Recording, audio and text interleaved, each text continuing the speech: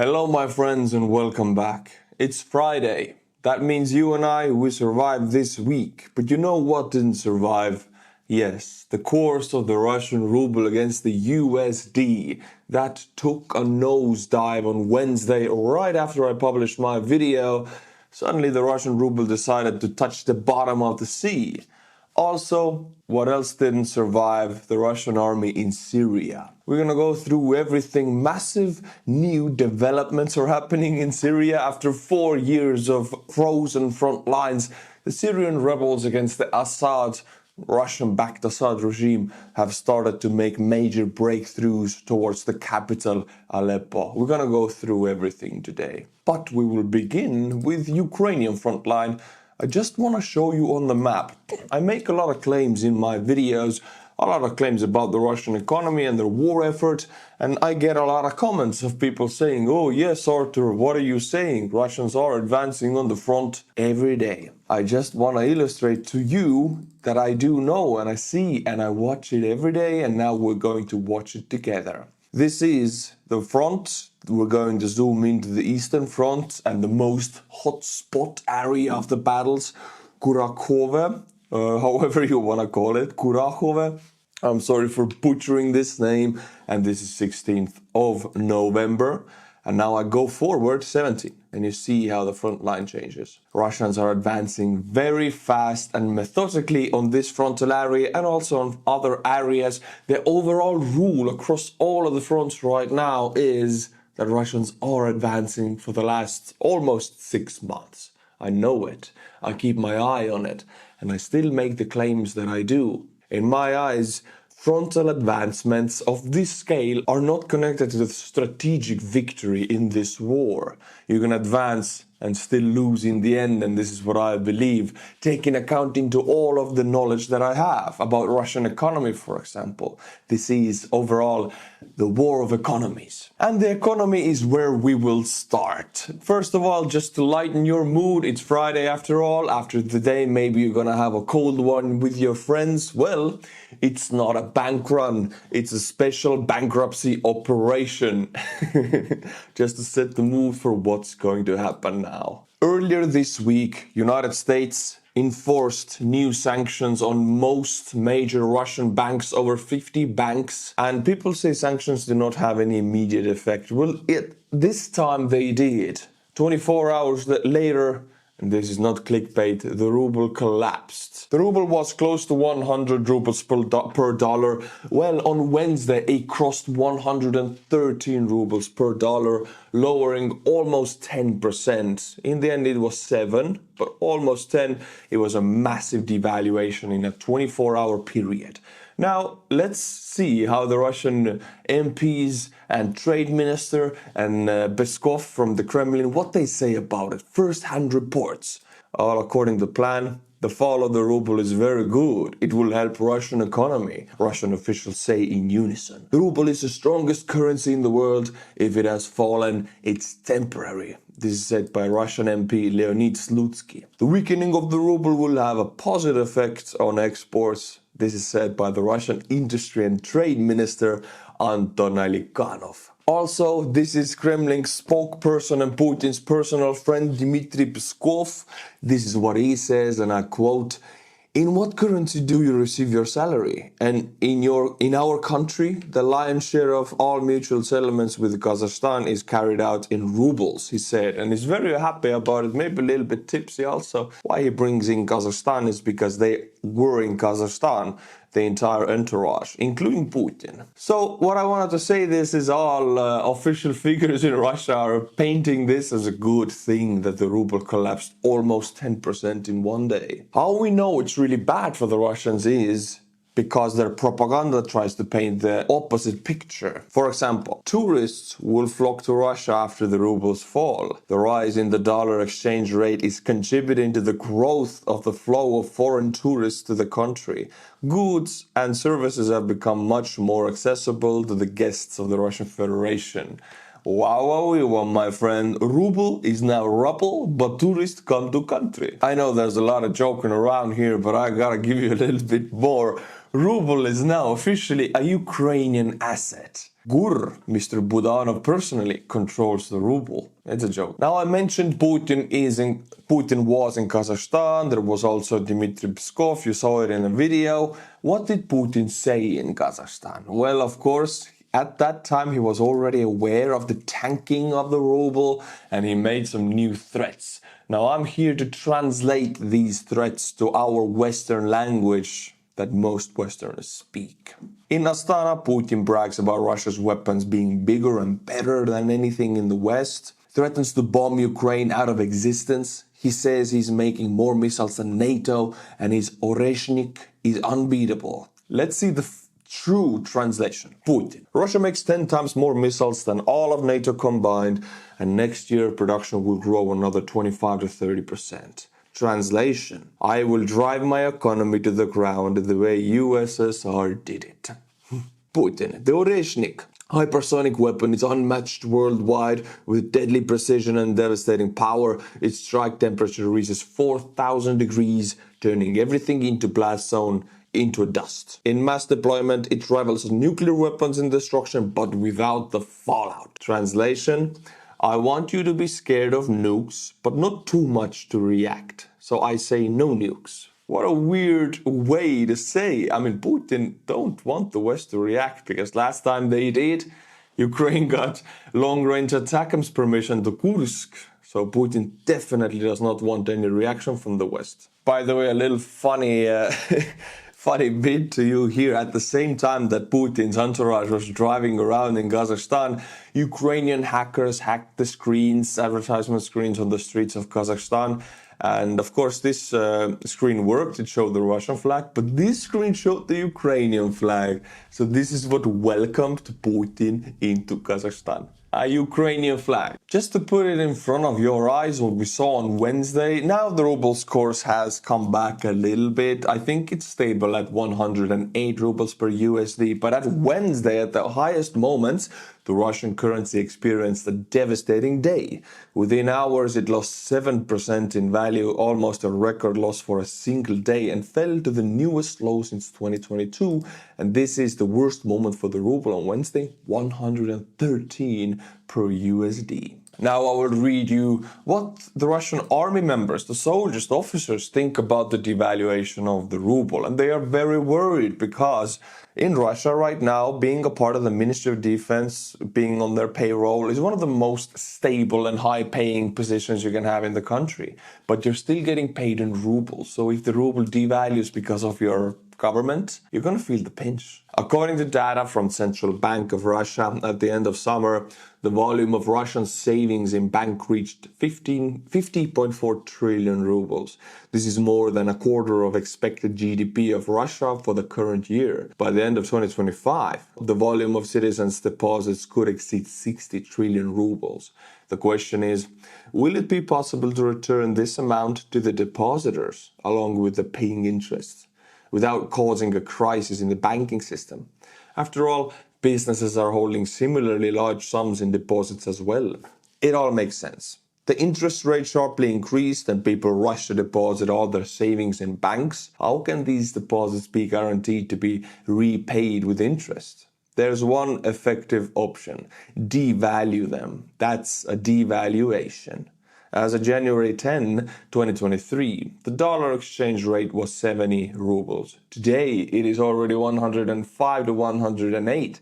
That's over a 50% loss for us. Golden words from the Russian soldier. In 1 year, all Russians have lost 50% of the value of their money. This is how it is in Russia. By the way, at the time when ruble crashed on Wednesday and hit the lowest, 113 per $1, this is what we saw in the skies of the Baltic states around Kaliningrad, the skies of Poland also. There were 5 NATO aircraft circling Kaliningrad. You can see them right here. This is Kaliningrad, and the aircraft making them beautiful circles right here. And one of them being, of course, Boeing E-3A Sentry AWACS plane. I love them AWACS planes. They see everything everywhere. I don't know why they did it. I don't have that kind of information, but so many planes concentrated around Kaliningrad. I guess they were expecting something to happen in Russia. to spice your Friday up, I gotta give you a little bit of more of that. Knock knock, who's there? The 80s coming for Russia. If you didn't know, the 80s was a time in the Soviet Union called the stagnation times. It was mostly Brezhnev-led policies that caused a massive stagnation in the Soviet Union and a deficit of almost everything. Everything you can imagine, there was a deficit of it in the Soviet Union. You might think this is a propaganda picture, but no, the stores actually looked like that. That's coming back to the Russians. Russians have started a new massive disinformation campaign about United States, one of United States' most effective export articles, weapons, F-35 platform. I know people have had many issues with it. It's been in development for so long time. It has been over budget, massively over budget. But now it's entered its mass production earlier this year, serial production, and it's getting cheaper by the year. By the way, how do you know that your country is making something very correctly and very good? You know it when the Russian propaganda tries to devalue the stuff that you're making. Cancel the F-35. The F-35 is an old platform. We need drones. You have seen even Elon Musk tweet stuff like that, and massively followed by other people who don't know much about the stuff. Hey, I don't know much about the stuff, but I do know that the F-35 will be one of the most heavily produced United States modern aircraft sold all across NATO countries. Everybody's lining up to buy it. Finland's buying it. I'm so glad they are. By the way, the more they produce them, the cheaper they will get, the cheaper the spare parts will get. The F-35 program has delivered more than 990 aircraft to the United States military services, partners, and the FMS customers, the Pentagon said. Ironically, the full rate announcement comes as F-35 deliveries are on hold. Of course, this happens all the time with F-35. Pending testing of the Tech Refresh 3 hardware and software on which the Block 4 upgrade depends. Now with the F-35, it is an expensive aircraft. It's a multi-role aircraft, meaning a lot of people say, and I do believe it, that the F-22 Raptor still is the best fighter jet in the world. But the F-35 is a fighter bomber. It's stealth and it's an export article. And it's mass producible and it's being mass produced right now to be sold to all Western countries who want it, who of course are accepted to buy it. I think it's a magnificent aircraft. It's one of the more successful United States export articles in the aircraft fields.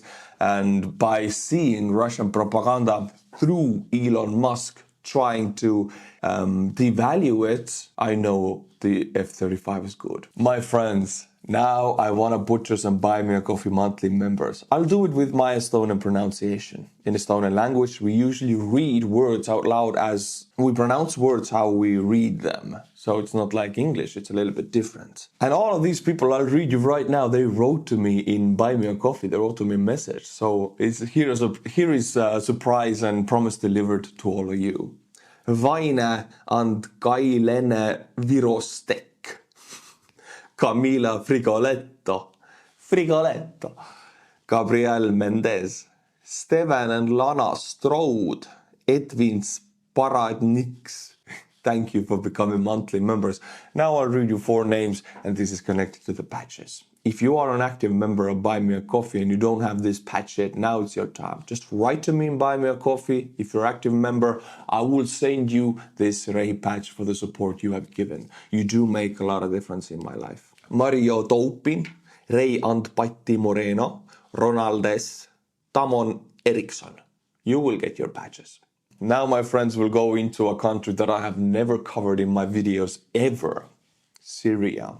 In Syria, there has been a frozen front line between Russia-backed Assad regime and the rebels, which are Turkish-backed. The frozen front lines have been such for almost 4 years, but it all changed yesterday. The rebels' renewed activity has been influenced primarily by the crushing of Hezbollah by Israel and the redeployment of Russian troops to Ukraine. Syrian dictator Bashar al-Assad has urgently flown to Russia for consultation with Putin. Immediately things go south, the guy leaves. I want to remind you what Zelensky did 24th of February 2022. He said, I will stay, and he said, I need ammunition, not ride. Well, Bashar al-Assad said, I need a ride. not ammunition. According to unconfirmed reports, dozens of Russian mercenaries from the Wagner PMC have been eliminated during rebel offensive, and Russian weapons and transport have been captured.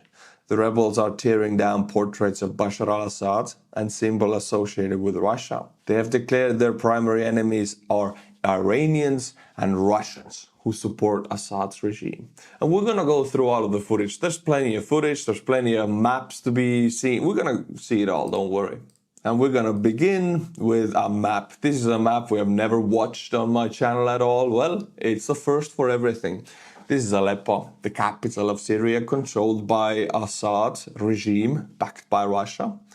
This is Idlib, and the assault began here on the west side of Aleppo, as you can see, and they're very close to Aleppo, now even closer than 2 kilometers. They're crossing into the urbanized area soon. This is first in 4 years. Also on these videos, on these photos, you can already see the captured equipment they have captured from their regimes. This is equipment under rebels captured from Assad's regime. The collapse of the Assad-Putin-Iran frontline west of Aleppo. Another 12 towns and villages were captured by Syrian rebels overnight, bringing the total number of liberated settlements to 25 since yesterday morning. This all happened extremely fast, in one day, in 24-hour period, by the way. The green area here is the area of the assault. All of these settlements liberated or captured, however you want to call it, by the rebel forces. Why I'm reporting on this, because it is very directly connected to the Russo-Ukrainian war, because this regime, Assad's regime, and the military might they have is all backed by Russia. If they fall, it is because Russia is weak. That's how simple it is. Almost unbelievable success. Also taking into account Assad's regime, 46 bases fell within hours. Base 46 is one of the biggest Assad's regime's military bases. There were also Russian forces present, and this fell in 24 hours. First rebel takeover was in 2012. It needed 2 months of siege. The regime recaptured the base in 2020. And now it's back under rebel forces. Visual evidence that the town of Urem al-Kubra is back under rebel control after more than 5 years of Assad-Putin-Iran occupation. Syrian rebels claim major breakthrough in Idlib province. Okay, I'm not gonna read you all the reports, but we have visually confirmed reports of all of these settlements captured and the breakthrough from the Assad's Putin's defensive lines west of Aleppo. Why were the rebels successful now? I'll read you some very short reasons for it. The reason for the success of the opposition forces was the rapid withdrawal of part of the troops to Ukraine. So Ukraine is very much connected to it, which is why I'm reporting this, because Russian losses in Ukraine are unsustainable. They are pulling out from everywhere, from Armenia, from Azerbaijan, Mountain Karabakh region, from Syria, from Japanese Kuril Islands. They're pulling everything from everywhere to Ukraine. And this means everything from everywhere. If they want to, they can make some steps. In this case, a full breakthrough from the regime forces. Withdrawal of Russian troops, primarily aviation due to the war in Ukraine. This deprived Assad's army of control over the skies over Aleppo and Idlib provinces.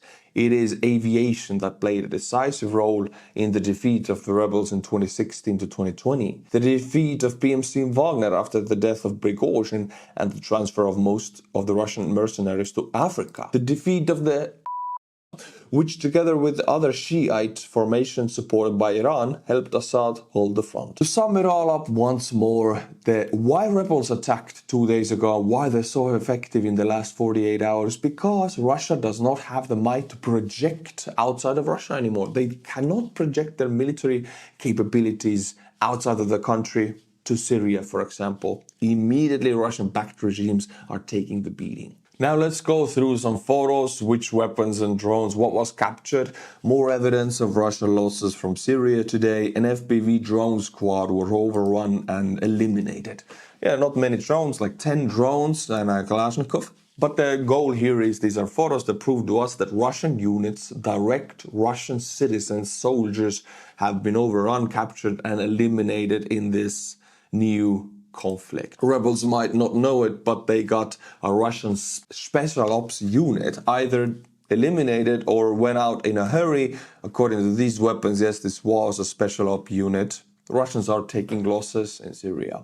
In this video, we can see rebel forces filming with a recon drone. By the way, where did they get the knowledge and skill for these recon drone warfare? The Ukrainians. They're filming with the recon drone how the regime forces are running from battle on the eastern part of Idlib province. Look at these guys running away. I just show you all of this so you have some kind of visuals also, not only my words. In this video you can see rebel forces captured Russian T-72, a Russian BMP, and this is just a bike, I don't think this is captured. And Assad, as I said again, immediately flew to Moscow for, I guess, two reasons: to ask Putin for air force and to ask for sanctuary because he might be lynched in Syria. At the beginning of a video, I talked a lot about Russian economy, but taking account into all of the massive losses, devaluation of the ruble, Putin still decided to commence another $500 million worth of missile and drone attack against Ukraine. This happened yesterday. On this photo, you can see all of the drones and missiles, and Calibre missiles, for example, shot down, but they shot out many more. The goal was, of course, to hit the energy and heating electrical infrastructure. They did some damage, unfortunately. This is all the listed damage done to all Ukrainian cities and settlements, and it's pretty painful. Hundreds of thousands of people left without heating and electricity. It will be fixed in the coming days, but Russians have the means to hurt Ukrainian citizens, although the price is incredibly high for them. Today it's truly a multi-country video. We're jumping around in so many countries. Now we jump to Georgia because big news come out of it. Not Georgia, the United States, but Georgia, the country. Breaking. Georgia has officially renounced European integration. Georgia refuses from negotiations on accession to the EU until 2028. Well, until forever. This one was announced by Prime Minister I cannot pronounce it, sorry. Today, the European Parliament adopted a resolution that does not recognize Georgia's parliamentary results and demands sanctions against the leaders of the Georgian Dream. Georgian Dream, of course, being the ruling party in Georgia, fully funded by Russia. It is a Russian party. There is nothing Georgia in Georgian Dream. It is a Russian dream, more specifically, it's Ruski Mir. Well, the elections, I don't know if you watched my videos, then I covered it. They were full fraud. It was like a theater. It was a full play. There was nothing real about the elections. Of course, the Georgian Dream won. Now, you cannot join the European Union if you're holding fake elections. So, European Union demanded new elections, after which the Georgian Dream said, okay, in this case, we don't even want to join you. So now they have officially pulled back their application to join the EU. We lost them. Now it is up to the Georgian people. Ukrainians did it in 2013 and 2014 in the Maidan Square. They did it. They took power. That's the Ukraine we have now, and it's a lot better than before. Georgia, will you do it? Now we jump to the United States. We're jumping all across the globe. One big conflict, many different wars. Donald Trump now named a special president of the Envoy. I'm very pleased to nominate General Keith Kellogg to serve as assistant to the president and special envoy for Ukraine and Russia. Sorry, as assistant to the president. But envoy to Ukraine and Russia, this envoy will be dealing with all matters Ukraine and Russia and the United States under President Trump's administration.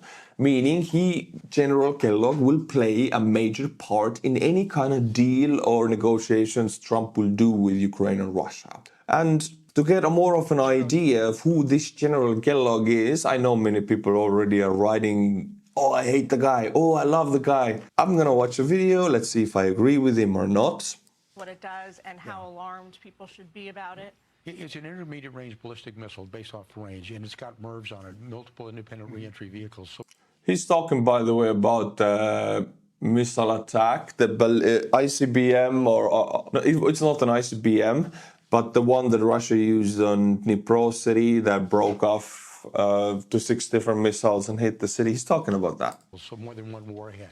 It can Meaning be they can split up and hit a whole lot of targets. They will break off and hit multiple targets. And again, it can be nuclear tipped. But they only used one. And it's basically a class of what they call truck-mounted intermediate range ballistic missiles that they've got there. He's used it for psychological reasons, and Jack Keane made a great comment on that. He didn't use it because it was militarily effective, because it hit a city, not very much damage there at all. But he's kind of saying to the West, well, see what I can do. And this is one where people have backed off. President Biden's backed off. When the minute he said IRBM, ICBM, nuclear war, we said, oh my gosh, we can't go there. That's when you need to lean in, because he is not he meaning Putin. Kellogg says that's when we need to lean in. He says Biden administration backed off because they're afraid of nuclear war, and Kellogg says we need to lean in.